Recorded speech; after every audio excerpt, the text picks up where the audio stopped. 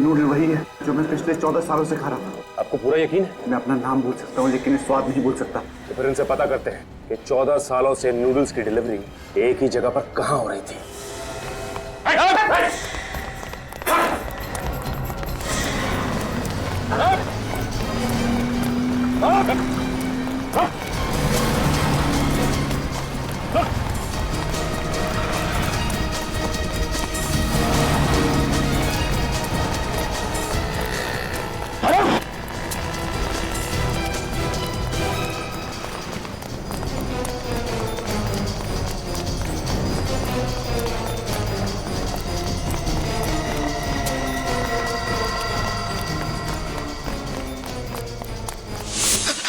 अरे बटलर, तुम यहाँ क्या कर रहे हो? मेरे पीछे वो सीआईडी।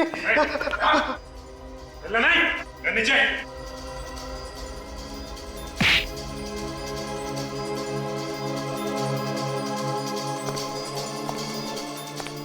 ये तो मैं हूं। मुझे पूरा यकीन था कि उस कमरे में कैमरे हैं। क्यों किडनैप किया मुझे? तुमसे बात करता था ना। बोलो। मैं नहीं हूँ वो। तुम ही थे। मैं नहीं हूँ वो। तुम्हें कैद कर रखने के लिए मुझे किसी ने पैसे दिए थे। किसने दिए थे पैसे? मैं नहीं जानता। वो हमेशा मुझे फोन करता है। वो नंबर लाओ। लाओ। वो हमेशा अपने प्राइवेट नंबर से फोन करता है। और पैसे? वो तुम्हें पैसे कैसे देता था? वो हर महीने के 1 तारीख को बिल्डिंग के नीचे ड्रॉप बॉक्स में रख कर जाता है। अगर ये वो आदमी नहीं है तो वो कौन है जो मुझसे इतनी नफरत करता है कि 14 साल के लिए वो इस आदमी को पैसे देगा मुझे कैद में रखने के लिए? इसका पता भी चल जाएगा। देखो तो मैं चाहता हूं कि तुम उन सारे लोगों के नाम लिखो, तुम्हारे बचपन से लेकर आज तक उन सारे लोगों के नाम जिनके साथ कभी तुम्हारा झगड़ा हुआ हो या किसी का दिल दुखाया हो तुमने। कभी कभी क्या होता है, एक छोटी सी बात भी काफी होती है बदला लेने के लिए। प्रतीक, मंगल, शुभम, सिद्धार्थ, सौकी, जेरी। ये रही मेरी दुश्मनों की लिस्ट। प्रतीक, मंगल, शुभम, सिद्धार्थ, सौकी, अशोक और जेरी। सर, ये उसी का फोन। स्पीकर फोन पर बात करो। हेलो। हेलो देव, कैसे हो? बाहर मजा आ रहा है कि नहीं? जब तक तुझसे मुलाकात नहीं होगी मजा कैसे आएगा? 24 घंटे, बस 24 घंटे और बचे, फिर हम दोनों आमने सामने होंगे। अपनी जिंदगी का आखिरी दिन खुलकर जी लो देव।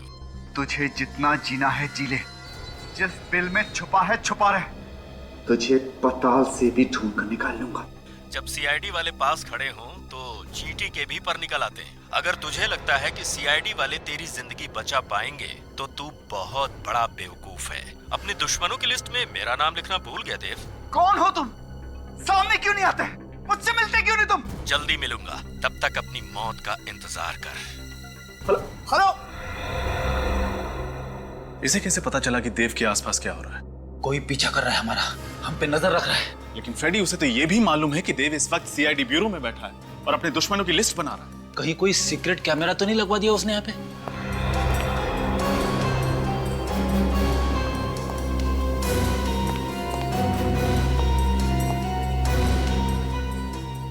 नहीं सर, यहाँ पे तो कोई कैमरा दिख नहीं रहा है। क्या मतलब सर?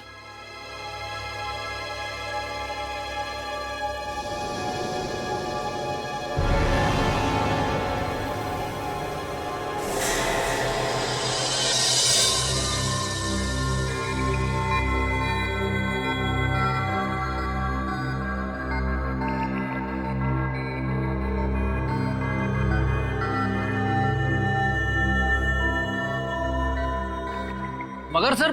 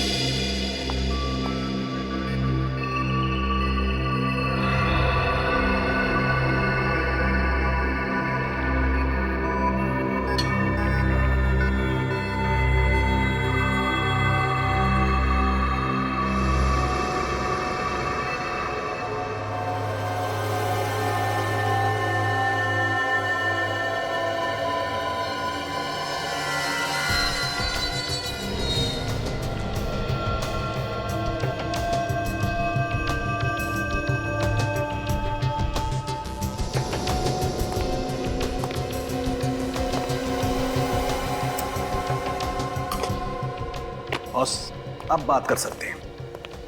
इस बग को मैंने इस साउंड प्रूफ बॉक्स में रख दिया है। अब ये हमारी आवाज कैच नहीं कर सकता है। इस बग की वजह से ये किडनैपर हमसे एक कदम आगे रहता था। अब देखते हैं यार सारंगे, ये देव होश में कब आएगा? 2 घंटे में इसके एनेस्थीसिया का असर खत्म हो जाएगा, उसके बाद ही होश में आएगा। सर, जिसने भी ये काम किया है उसका दिमाग बहुत ही अजीब तरीके से चलता है। उसने पहले देव को 14 साल तक कमरे में बंद रखा और जब छोड़ा तो उसके शरीर में ये बग फिट कर दिया ताकि वो हर समय इसकी बातें सुन सके। और ये बग भी उसी दौरान लगाया गया है जब देव को बंदी बनाया गया था। लेकिन एक बात समझ में नहीं आ रही है कि देव को पता कैसे नहीं चला जब उसके पीठ में ये बग फिट किया जा रहा था? वेलियम गैस की वजह से बग। Valium gas? जब हमने देव का ब्लड टेस्ट किया तो देव के ब्लड में हमें वेलियम गैस के ट्रेसेस मिले। यार सारंगे, ये वेलियम गैस तो रशियन सेना ने चेचनिया के आतंकवादियों के खिलाफ इस्तेमाल किया था। बिल्कुल। अब बॉस, इसकी बॉडी में हमें विटामिन डी भी बहुत कम मात्रा में मिला है। सारंगे, जब भी कोई आदमी 14 साल से सूरज की रोशनी से दूर रहेगा तो यही होगा ना? सिर्फ इतना ही नहीं सर, इसके खून में से हमें स्नोडन थर्वल नाम की दवाई भी मिली है। स्नोडन थर्वल? ये कौन सी दवाई है? सर, ये दवाई स्किज़ोफ्रेनिया के इलाज के लिए इस्तेमाल की जाती है। स्किज़ोफ्रेनिया एक तरह की दिमाग की बीमारी होती है ना? अरे हाँ फ्रेडी, बिल्कुल ठीक कहा तुमने।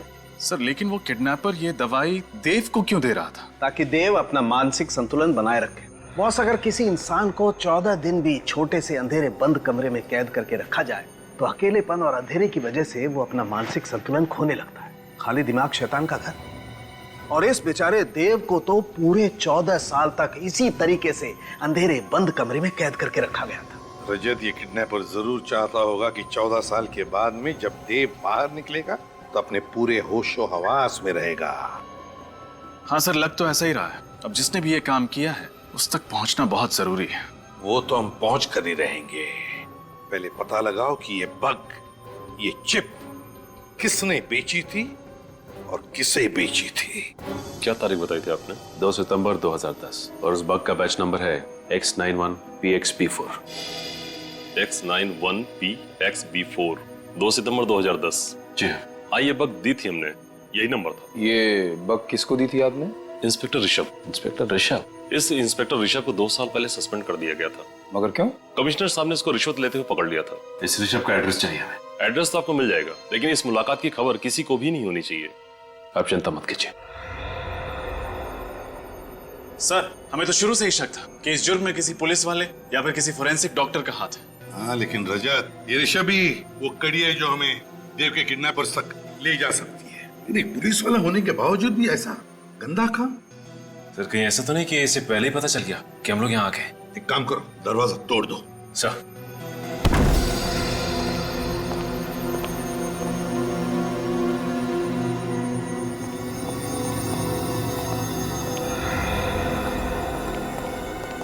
लगता है घर में तो कोई नहीं है। कहीं ये चुप कर तो नहीं बैठा है घर में?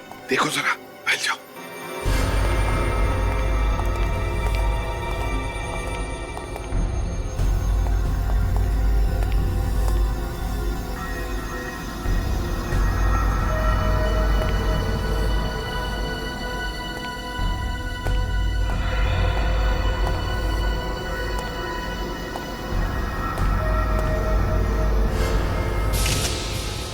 सर! हाँ,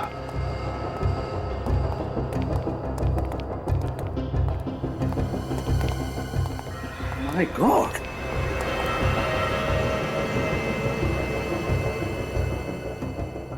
कहीं ये ऋषभ तो नहीं? बहुत बुरी तरह से चाकू से वार किए लगता है। कम से कम 5-6 वार तो है। सर, हो सकता है ये काम देव के किडनैपर्स का हो। हाँ सचिन, हो सकता है। उसे पता चल गया होगा कि वो बग जो फिट किया था वो काम नहीं कर रहा है, इसलिए ऋषभ को मार डाला। अच्छी तरह से चेक करते इस घर को, एक एक कोना छान मारते, एक एक इंच, जरूर कुछ ना कुछ तो मिलेगा।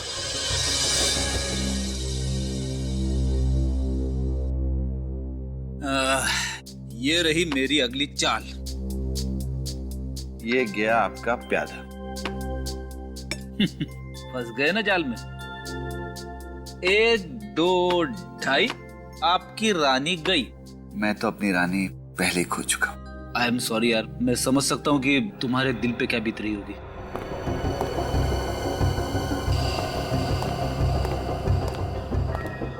ये क्या है?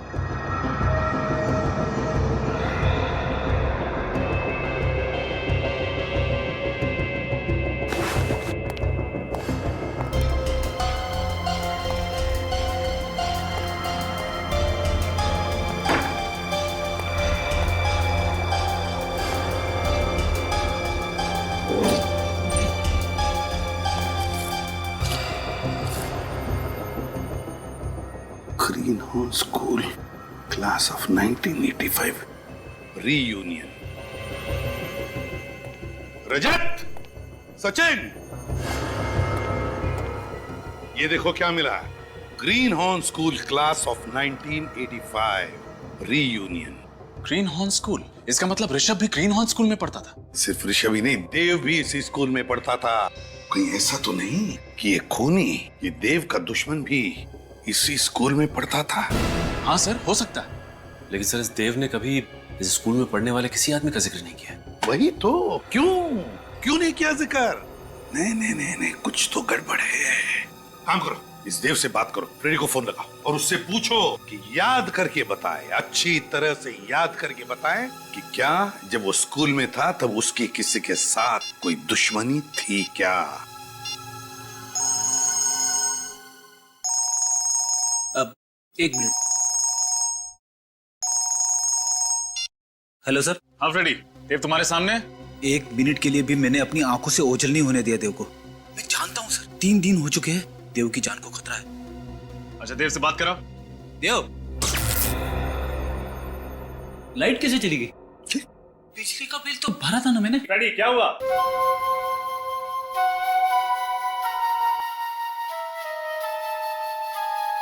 सर, इसी तरह की धुन तो देव के फोन के रिंगटोन की भी है। बिल्कुल यही धुन है, यही धुन है। ये तो वही धुन है। मुझे चक्कर क्यों आ रहे? फ्रेडी, फ्रेडी, क्या हो गया? फोन कट गया सर। जरूर कुछ तो गड़बड़ है फ्रेडी के घर पर। चलते हैं उधर, जल्दी, लेट्स गो।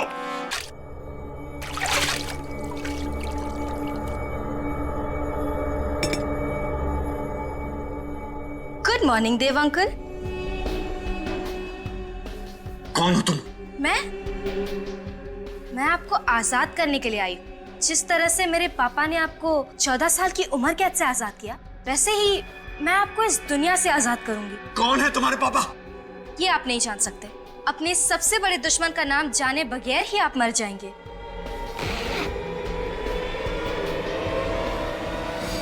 इस गन को हटाओ, ऐसे हटाओ इस गन को। रुक जा, तुम ऐसा नहीं कर सकती। सीआईडी से पंगा मत लो। क्या हुआ, डर गए? इतने बड़े होकर डर गए? जब गोली चलती है ना, तब कुछ समझ में नहीं आता। गोली चलने के पहले का पल ही डरावना होता है, और ये डर तुम्हारे दिमाग में है। सोचना बंद कर दो तो डर अपने आप ही चला जाएगा और फिर सब कुछ ठीक हो जाएगा। कौन हो तुम? तुम्हारे पापा कौन है? कौन है तुम्हारे पापा? कौन है तुम्हारे पापा? प्रभात कुमार। प्रभात कुमार? हाँ, प्रभात कुमार। तुमने क्या सोच लिया? मैं तुम्हें नाम बताए बिना ही मार दूंगी?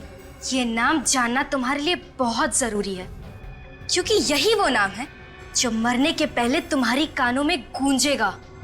कौन प्रभात कुमार? मैं किसी प्रभात कुमार को नहीं जानता। फिर तो तुम मेरी माँ को भी नहीं जानते होगे। कौन है तुम्हारी माँ? चित्रांगदा कुमार, जिसका तुमने बेरहमी से खून कर दिया। मैंने किसी का खून नहीं किया। अपने पापा को यहाँ बुलाओ। वो तुम्हारी वजह से पहले ही बहुत कुछ सह चुके हैं। उन्हें यहाँ बुलाने की कोई जरूरत नहीं है। बहुत बातें हो गई, अब तुम्हारे मरने का वक्त आ गया है। रुक जा, रुक जा, तुम ऐसा नहीं कर सकती।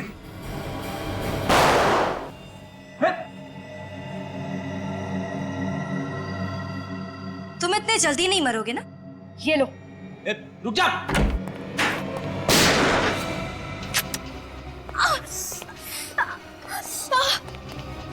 मरने के बारे में सोचना भी मत। कौन हो तुम लोग? सीआईडी। देखो, जल्दी से हॉस्पिटल ले चलो, जल्दी। संभल के, संभल के। अगर तुम लोग यहाँ नहीं आते तो मैं उसे मार ही डालती। हम मारने देते तब ना। इतनी कम उम्र में इतनी नफरत किस लिए? हा? बचपन से मेरी जिंदगी का एक ही मकसद रहा है, बदला, देव से अपनी माँ की मौत का बदला। इस बदले और नफरत के बीज को बोया किसने तुम्हारे दिल में? तुम्हारे पापा प्रभात कुमार ने? हाँ, मुझे गर्व है अपने पापा पर कि उन्होंने मेरे माँ के हत्यारे को इतनी बड़ी सजा दी। उसे 14 साल की कैद में रखा और अब मैंने उसे गोली मार दी। तुम्हारी वजह से देव हॉस्पिटल में जिंदगी और मौत के बीच झूल रहा है, समझी? देव तो मरेगा, जरूर मरेगा।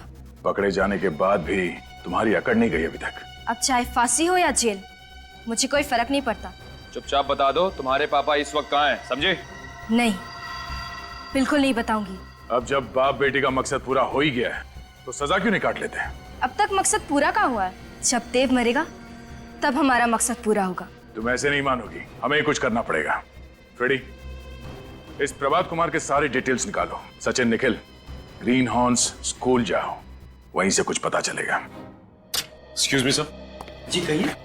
हम लोग सीआईडी से। आप लोग मेरे स्कूल में क्या कर रहे हो? I mean, मेरे स्टूडेंट्स ने कुछ गड़बड़ की है क्या? नहीं, आपके स्टूडेंट्स ने कुछ गड़बड़ नहीं की है, बस आपके स्कूल के 1982 के बैच के बारे में कुछ जानकारी चाहिए थी। 1982 के बैच के बारे में? एक मिनट। आइए सर, इस फाइल में आपको उस बैच की सारी जानकारी मिल जाएगी। देव इसी बैच में था, मगर अपने पापा के तबादले की वजह से 15 जुलाई 1982 को बीच में स्कूल छोड़ के चला गया था।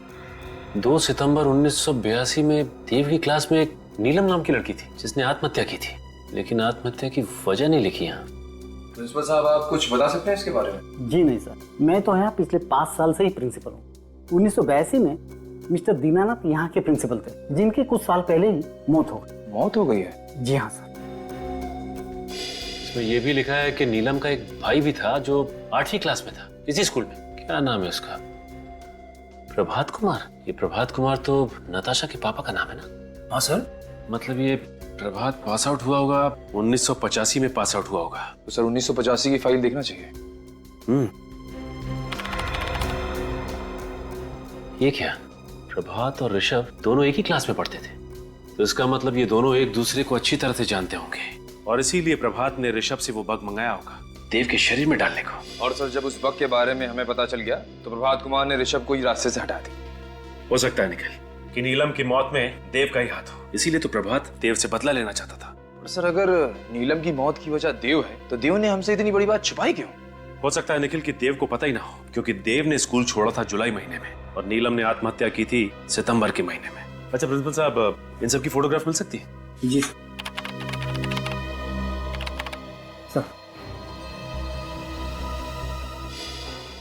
ये है देव और ये नीलम। तो सर, इस फाइल में ऋषभ और प्रभात का भी फोटो होना चाहिए। माय गॉड, ये है प्रभात। सर, ये प्रभात कुमार है? हाँ निखिल, अब वक्त आ गया है इस खरगोश को पिल से निकालने का। सर, मैं प्रभात कुमार के घर से आ रहा हूँ, उसका कोई आता पता नहीं है। फोन क्यों से? हाँ सर, किया था, फोन बंद आ रहा है। आप लोग कितनी भी कोशिश कर लीजिए, मेरे पापा तक कभी नहीं पहुंच पाओगे। सर, मैं ग्रीन हॉर्न स्कूल से आ रहा हूँ। ये देखिए सर, ये प्रिंट आउट। नताशा, तुम्हारी बुआ ने आत्महत्या की थी, ये बात मालूम है तुम्हें? मेरी कोई बुआ नहीं है।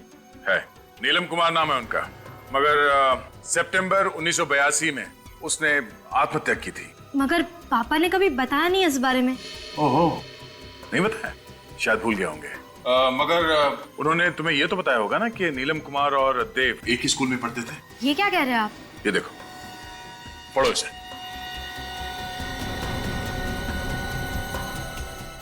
पापा ने इतनी सारी चीजें मुझसे छुपाई क्यों? तुम्हारे पापा ने तुम्हारा इस्तेमाल किया, तुम्हारी माँ की मौत का बदला लेने के लिए नहीं, बल्कि तुम्हारी बुआ की मौत का बदला लेने के लिए।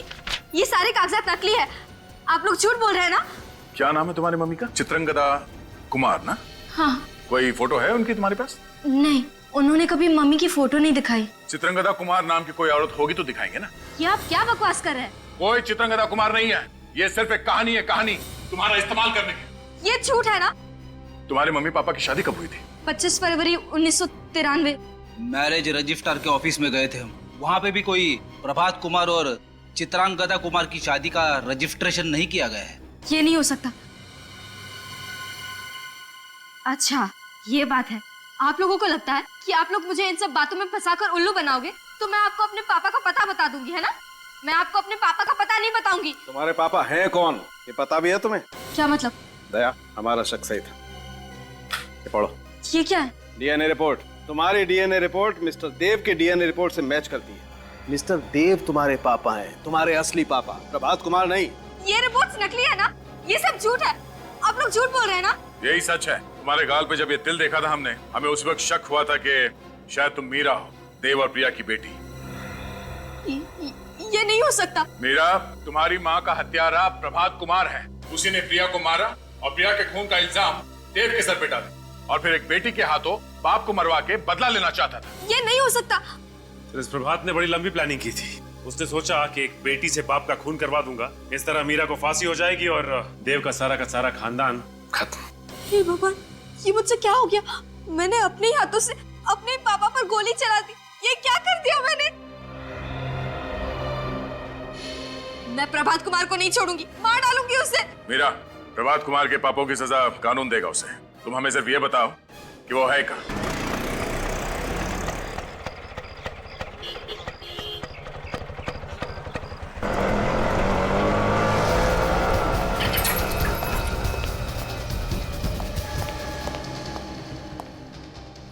आशा बेटी, तुम यहाँ? सीआईडी वालों ने तुम्हें छोड़ दिया? सीआईडी वालों ने मुझे छोड़ दिया। जब मैंने उन्हें अपनी माँ के खून की दर्द भरी दास्तान सुनाई तो दया का भी दिल पिघल गया। दया का दिल भी पिघल गया? अरे बेवकूफ लड़की, दया का दिल कभी पिघल नहीं सकता क्योंकि इसका दिल लोहे का बना हुआ है। जरूर इसमें उनकी कोई चाल होगी। ठीक कहा तुमने, ये हमारा ही प्लान था। मिस्टर प्रभात कुमार उर्फ गिरीश। धोखा, इतना बड़ा धोखा किया तुमने मेरे साथ। धोखेबाज तो तू है जो बचपन से अब तक मुझसे झूठ कहता आया। अपनी माँ के खूनी के कहने पर मैंने अपने पापा पर गोली चला दी। तो तुम्हें सब कुछ पता चल चुका है। कितनी कोशिश की मैंने कि कम से कम खून खराबा हो, खुशी खुशी सब कुछ निपट जाए, मगर अब मुझे लगता है यहाँ पर मुझे 4 लाशें बिछानी पड़ेगी। तुम लाशें बिछाओगे?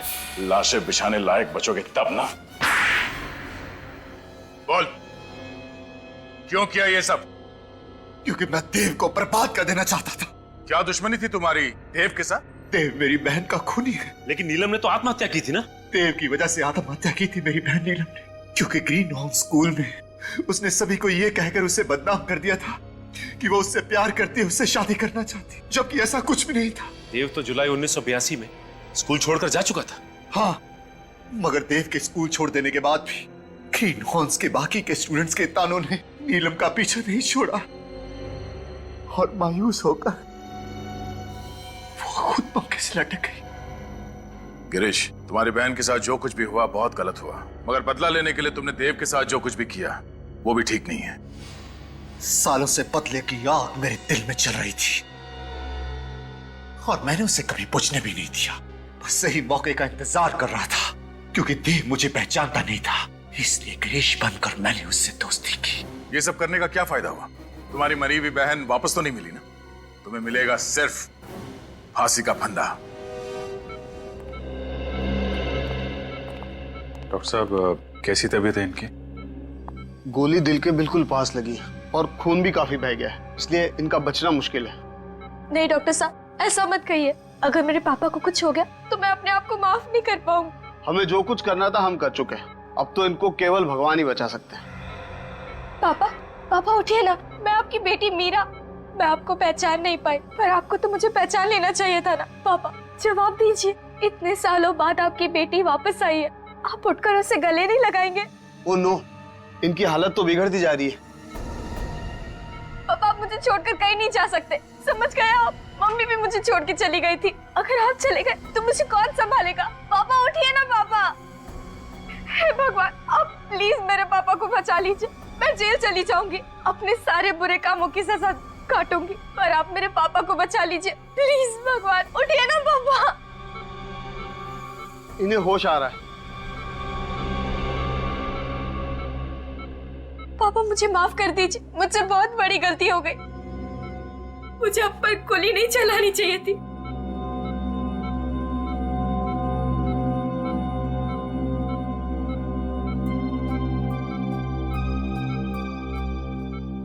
चौदह सालों से मैंने रखा हुआ था,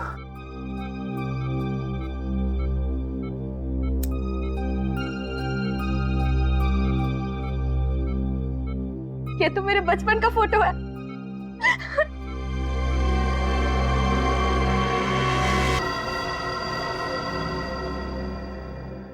कहते हैं वक्त हर जख्म को भर देता है, मगर वक्त ही मेरा जख्म है।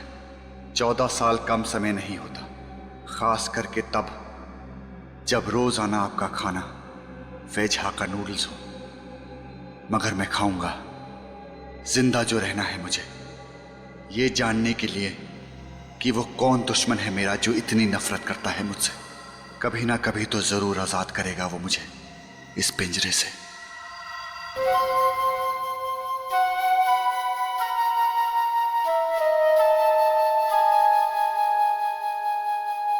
वही धुन फिर से।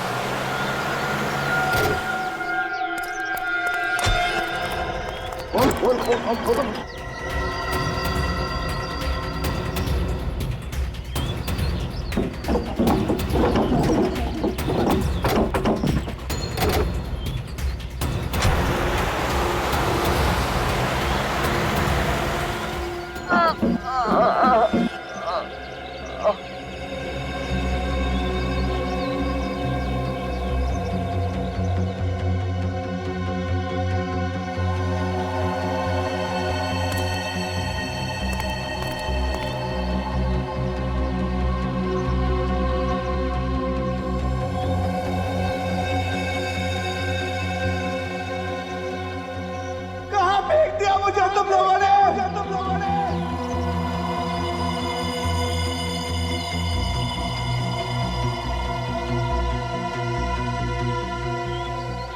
बंदूक?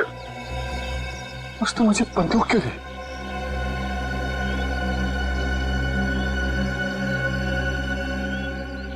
हजार के नोट? इतने सारे?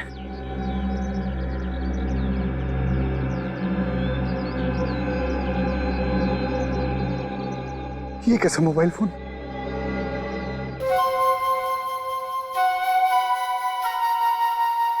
उसी का फोन होगा। हेलो हेलो, कहाँ हो तुम? परेशान होने की जरूरत नहीं है। मैं जानता हूँ तुम्हारे वक्त में मोबाइल फोन्स बहुत कम इस्तेमाल होते थे, और ये 1000 के नोट जो मैंने तुम्हें दिए हैं वो तो थे ही नहीं तुम्हारे जमाने में। कौन हो तुम? क्या फर्क पड़ता है कि मैं कौन हूँ? तुमने मुझे 14 साल उस कमरे में क्यों बंद कर रखा? मैं तुझे मिलना चाहता हूँ। मैं जानना चाहता हूँ कि मैंने क्या किया था। तुमने मुझे क्यों किडनैप किया?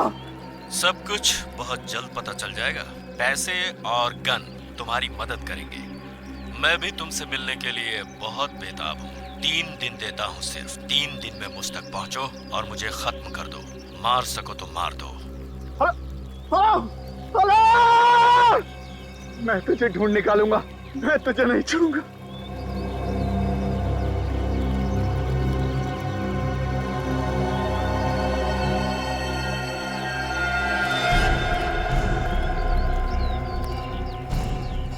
कौन सा जंगल है?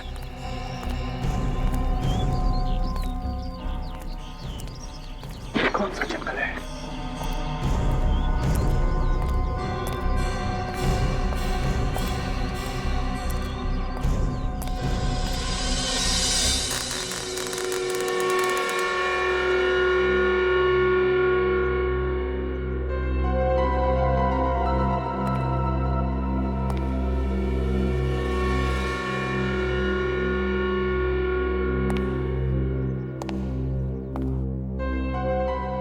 मेरे हंसते खेलते घर को उसकी नजर लग गई।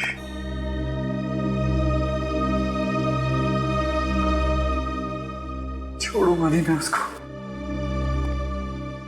उसने मेरी जिंदगी बर्बाद कर दी, मेरा घर बर्बाद कर दिया। मैं उसे ढूंढ कर ही निकालूंगा, ढूंढ कर ही निकालूंगा।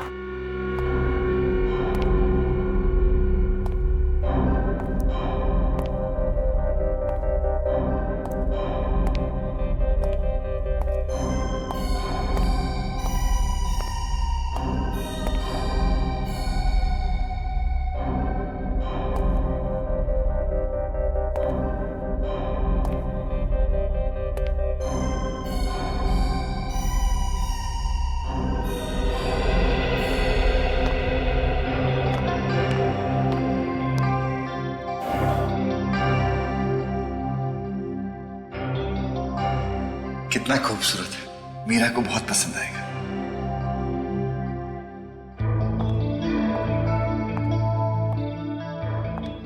क्या बात है, बड़े खुश लग रहे हो? खुशी की बात है। आखिर क्या बात है, हमें भी तो पता चले। बताता हूँ थोड़ा सब्र करो। सब्र का फल मीठा होता है। कितना सुखी परिवार था हमारा। मेरी मीरा बेटी कैसी है, कितने खुश थे। अब तुम बाहर जाओ, मैं आता हूं।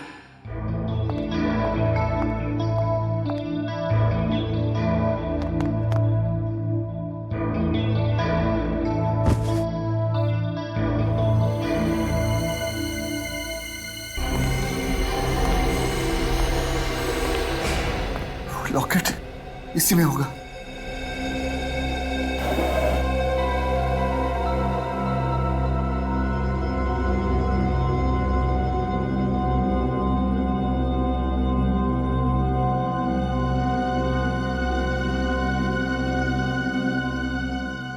इसे मैं अपने पास रख लेता हूं।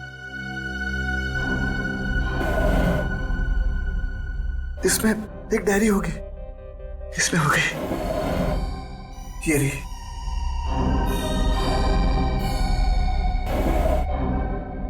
इसमें उसका नंबर होगा।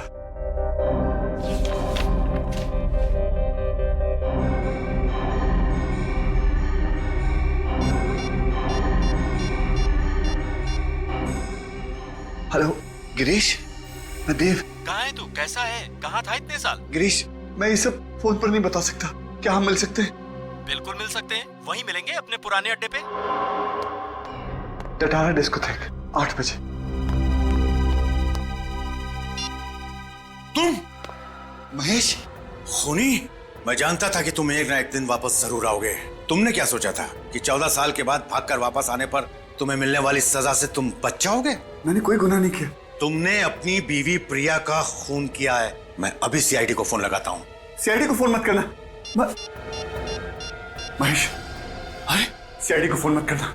तुम्हारे पास बंदूक है तो मुझे फोन लगाना ही पड़ेगा।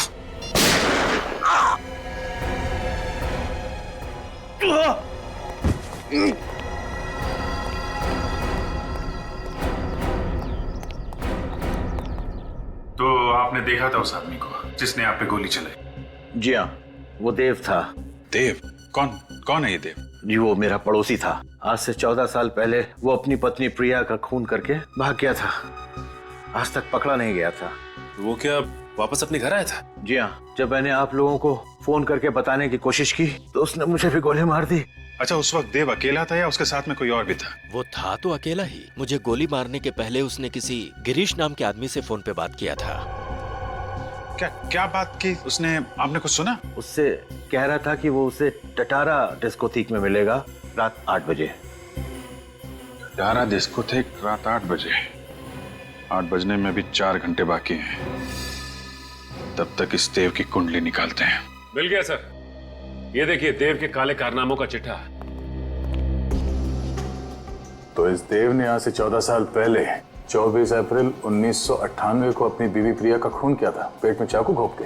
हाँ सर, और वो खून करके फरार हो गया और पुलिस को चाकू के ऊपर से उसकी उंगलियों के निशान भी मिले और तो और मौका वारदात पे देव की खून की बूंदें भी मिली, लेकिन उसके बावजूद पुलिस पकड़ नहीं पाई उसे। और अब 14 साल बाद वो इस शहर में वापस आया है। सर जरूर कोई बहुत बड़ी ठोस वजह है इस देव के वापस आने की, वरना खुद घर जाके वो अपने आप को मुसीबत में क्यों डालता? इसमें यह भी लिखा है कि उस वक्त देव की एक 2.5 साल की बेटी भी थी, मीरा, और उसकी मां की मौत के बाद से वो गायब है। आ रहा है ना आज रात ये देव टटारा डिस्कोथेक में। बहुत सारे सवालों के जवाब देने इस देव को।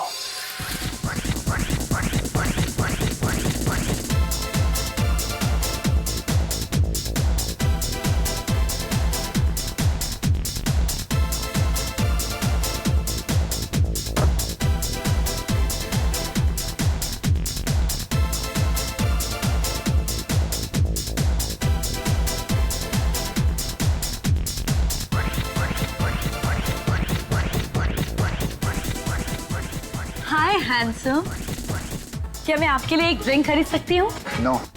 No problem, no issues. कुछ और कर सकती हूँ? हाँ, जस्ट लीव मी अलोन। अगर मैं आपको अकेला छोड़ दूंगी तो आपको गिरीश तक कौन पहुंचाएगा? तुम गिरीश को जानती हो? आओ मेरे साथ।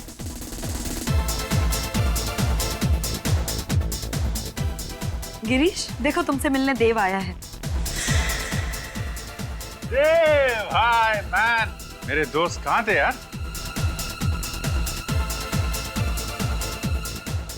क्या मजाक है, ये गिरीश नहीं है। सही पहचान, मैं बाराती हूँ, तुम्हारी बारात में शामिल होने आया हूँ। देव, अरे मेरे दोस्त, यार मैं तुम्हें ढूंढ रहा था। कैसा है तू? हाँ, चल घर चले, मैंने तुमसे बहुत सारी बातें करनी है। कोई कहीं नहीं जाएगा, पहले तुम लोग ससुराल चलोगे। ससुराल? हाँ ससुराल, सीआईडी ब्यूरो। CID bureau? मेरे पास वक्त नहीं है। वक्त तो मेरे पास भी नहीं है। जो जुर्म आप लोग मुझसे कबूल करवाना चाह रहे हो वो मैंने किया ही नहीं है। झूठ बोल रहे हो तुम। अपनी बीवी प्रिया का खून तुमने ही किया। मैं तो उससे स्कूल के दिनों से ही प्यार करता था। स्कूल के दिनों से? मतलब तुम और प्रिया के एक ही स्कूल में पढ़ते थे? कौन से स्कूल में पढ़ते थे तुम? एक ही स्कूल में नहीं सर, मैं ग्रीन हॉर्न्स में था और वो एसके स्कूल में। मैं उससे जान से भी ज्यादा प्यार करता था। मैं उसका खून क्यों करूंगा? ये सच कह रहा है सर। मेरा नाम गिरीश है, मैं देव का दोस्त हूँ। प्रिया भाभी और देव के प्यार की मिसाल तो हम सभी दोस्त दिया करते थे। अगर तुमने खून नहीं किया तो इतने साल तक कहाँ गायब रहे? पुलिस से डर के भाग क्यों रहते तुम? मैं नहीं भागा। तो क्या 14 साल से हिमालय में जाकर बैठे थे समाधि लगाकर? सर मैं किडनैप हो गया था। किडनैप? वो भी 14 साल के लिए? हाँ। मतलब 1998 से लेके 2012 तक तुम किडनैपर की कैद में थे? हाँ। किसने किया था तुम्हें किडनैप? मुझे नहीं पता सर। है? पता नहीं? तुम कह रहे हो कि किसी ने तुम्हें 14 साल तक किडनैप करके रखा, और अब कह रहे हो कि तुम्हें पता नहीं किसने किडनैप किया तुम्हें? मैं कभी उसका चेहरा नहीं देख पाया और ना ही उसने कभी अपना नाम बताया। चलो नाम नहीं सही, वजह तो बताई होगी किडनैप करने की। मुझे कोई वजह नहीं बताई उसने।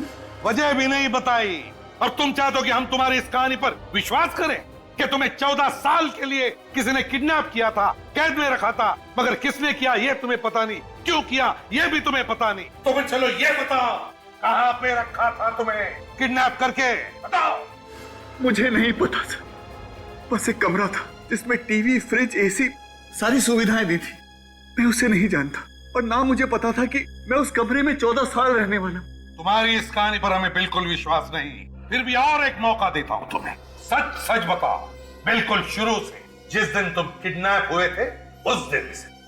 21 अप्रैल 1998। मेरी छोटी सी जिंदगी बड़े सुकून से कट रही थी। सारी खुशियां थी मेरे पास। मैं, मेरी बीवी प्रिया और हमारी नन्ही सी बच्ची मीरा।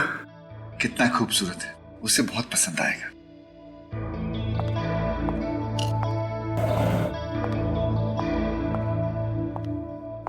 क्या बात है, बड़ी खुश लग रहे हो। खुशी की बात। क्या बात है, हमें भी तो पता चले। कुछ बात है ना, थोड़ा सब्र करना सीखो। सब्र का फल मीठा होता है। मेरी मीरा बेटी कैसी है? अच्छा, इसे लेकर बाहर जाओ, मैं आता हूँ। तुमने बताया नहीं क्या बात है। तुम जाओ तो मैं आता हूँ, बताता हूँ।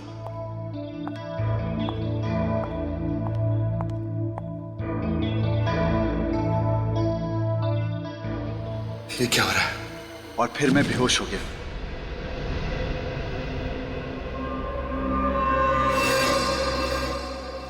जब नींद खुली तो देखा किसी अनजान जगह पर हूं।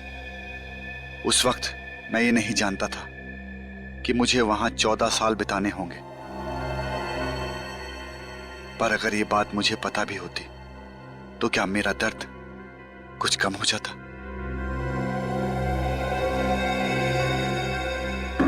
दरवाजा खोलो, मुझे अंदर क्यों बंद कर दिया? अरे कोई है?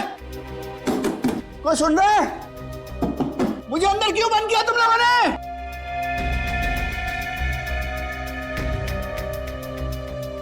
कहाँ हूं मैं? किसने बंद कर दिया मुझे?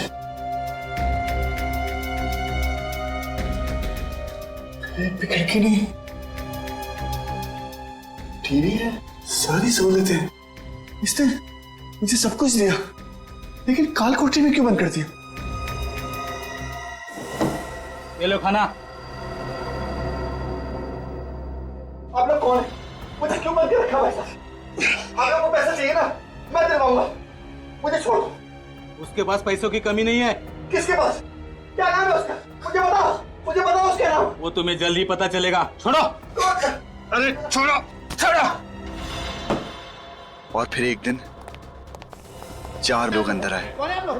मैं समझ नहीं पा रहा था कि वो मेरा खून क्यों ले जा रहे हैं। मेरा खून क्यों ले लिया? जाने से पहले उन्होंने मेरा ग्लास भी ले लिया। ग्लास? उन्होंने ऐसा क्यों किया था? अरे कहाँ जा रहे हो आप लोग? अरे खून क्यों ले जा रहे? मेरा खून, मुझे छोड़। ये उस दिन मुझे समझ में आया जब मैंने न्यूज चैनल पर देखा कि आज सुबह देव नाम के सिविल इंजीनियर ने अपनी पत्नी प्रिया की चाकू मारकर हत्या कर दी। चाकू पर देव की उंगलियों के निशान और फर्श पर उसकी खून की बूंदें इस बात की पुष्टि करती हैं कि खून देव ने ही किया है। देव फरार है। पुलिस को उसकी तलाश है। देव और प्रिया की एक 2.5 साल की बेटी मीरा भी थी, जिसका फिलहाल कोई पता नहीं चल पा रहा। पुलिस का मानना है कि देव उसे अपने साथ ले गया है।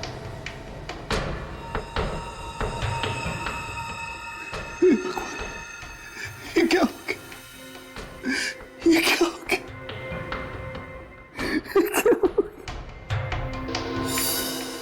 क्यों मारा तुमने प्रिया को? मैंने क्या बिगाड़ा था तुम्हारा? क्या बिगाड़ा था?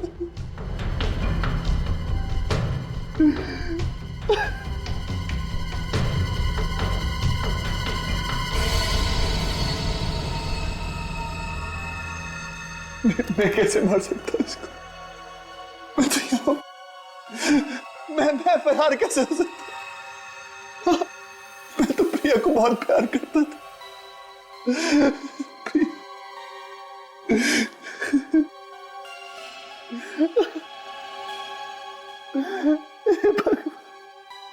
ये क्या हो गया?